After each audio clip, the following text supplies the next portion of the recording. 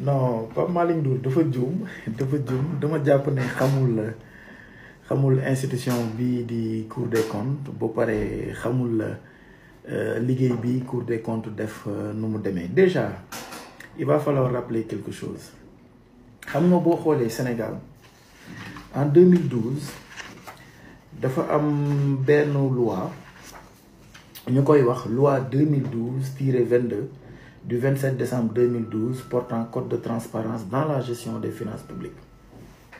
Rapport boobu noonu boo demee ci point 1.7 rapport bi dafa ne nguur bu bees bu toogee may nañ la ñetti weer pour nga produire un rapport sur la situation globale des finances publiques. boo produire rapport boobu noonu ba noppi rapport boobu da nga koy transmettre la Cour des comptes pour mu auditer ko. xam nga loi boobu noonu c'est une loi de 2012. Macky Sall en 2019 Macky Sall am na deuxième mandat maanaam 2019-2024 déjà Macky Sall en 2019 loi bi exigence boobu mu waxoon Macky Sall defa ko te Macky Sall da ko waroon def déjà en 2019 Macky Sall nguuru Macky Sall dafa waroon produire un rapport sur la situation globale des finances publiques. bu ko produire ba noppi da ko war a jébbal la Cour des comptes pour la Cour des comptes def audit. donc foofu nguuru Macky Sall def na njuumte bu rëy ba pare violé na loi bi moo tax nguuru ñoom Diomaye Faye ñoom ba ñu toogee comme ñoom ñu ne dañoo bëgg jubal jubanti moo tax dañoo toog rek comme loi bi nu mu ko waxee ci ñetti weer yi ñu produire un rapport sur la situation globale des finances publiques. muy rapport boo xam ne nag boo xoolee inspection générale des finances presque moo ciy liggéey yépp donc du nekk rapportu caaxaan. ci rapport boobu le premier ministre Ousmane Sonko ba ñuy def publication bi si lay wax ne problème yu bari gis nañ ko fa.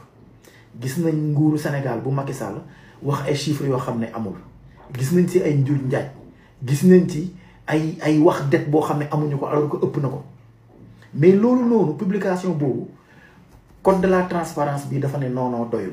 dafa ne rapport boobu boo ko publier pare ci ñetti weer yi da nga ko war a transmettre Cour des comptes ñu mayaat Cour des comptes ñetti weer pour mu génnee audit mooy Cour des comptes lu mu génnee nii.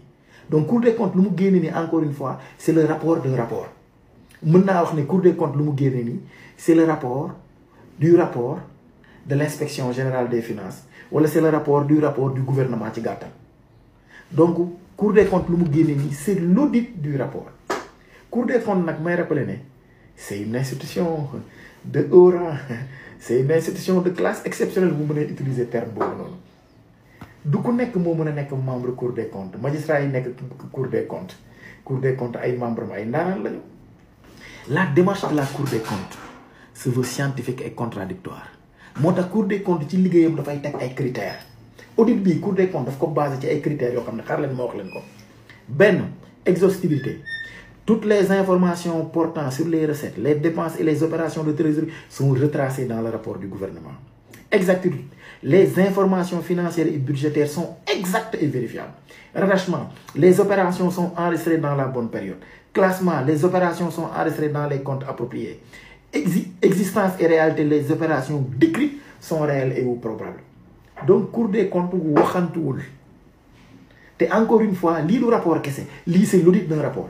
Déjà, il y a eu un rapport établi par l'inspection générale des finances, nguuru Sénégal publié ko mais rapport boobu noonu Cour des comptes dafa ñëw dëggal lii rapport bi wax bari wax pire.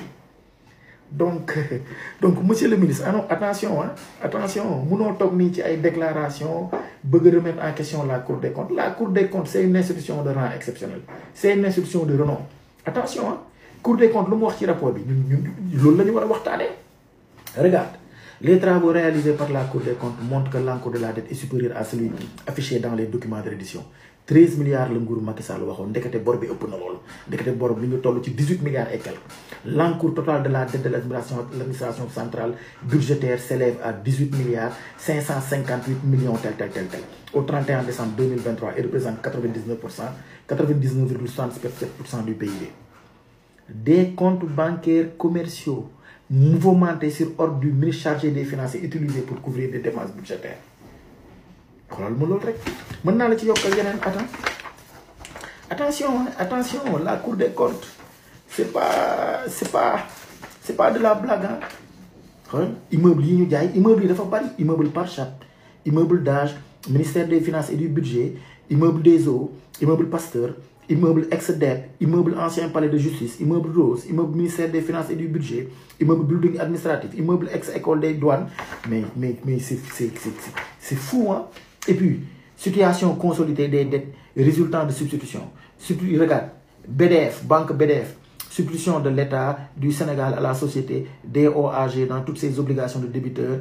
Banque BRM, substitution de l'État du Sénégal aux sociétés Imoland, Motorland, SARL, Computerland, société d'intermédiation immobilière, Office, etc. Coris Bank, substitution de l'État du Sénégal à la société DOAG dans toutes ses obligations de débiteur à l'égard de Coris Bank International Sénégal. LBA, substitution de l'État du Sénégal aux sociétés, tracto services, équipements, etc. Mais c'est grave. Regarde, Cour des comptes, mon dette sous-évaluée de 5 000 milliards de francs CFA. Déficit réel 2 fois plus élevé qu'annoncé. 114 milliards d'emprunts jamais versés au trésor public. Des recettes irrégulièrement rattachées et des créances non recouvrées. Des dépenses fiscales non exhaustives et des exonérations non évaluées. Des transferts massifs aux services non personnalisés de l'État. D'accord? Des discordances dans les données sur les ressources extérieures. Une dette bancaire hors circuit budgétaire. Un surfinancement utilisé pour des dépenses non budgétaires. Des dépôts à terme non reversés au trésor. Un reliquat de 114,4 milliards de francs CFA de la société Sogepa non versés au trésor. Des déficits budgétaires sous-estimés. Une dette garantie sous-estimée. Pape Malick Ndour. La Cour des comptes travaille sur pièce.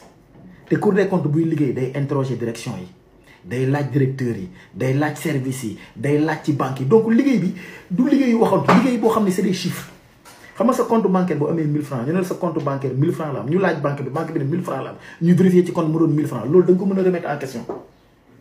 Cour des comptes noonu lay liggéeyee attention te wax naa leen sànq les critères yu Cour des comptes di liggéeyee donc encore une fois ku mu toll nii Cour des comptes lu mu wax kenn mënu ko weddi. Kenn mënu ko remettre en question parce que lu leer la lu dëgg la loo xam ne dañ ko prouver dafa am ay pièces am lépp du lu ñuy lamlaame loolu mooy benn nañ ko tegee na léegi nag nañu ut solution lii nii nguuru Macky Sall def nañu ut solution ba du amati nañu ut solution ba du amati bu pare nañu fexe dellu ci liggéey bi aywa nekk leen ci jàmm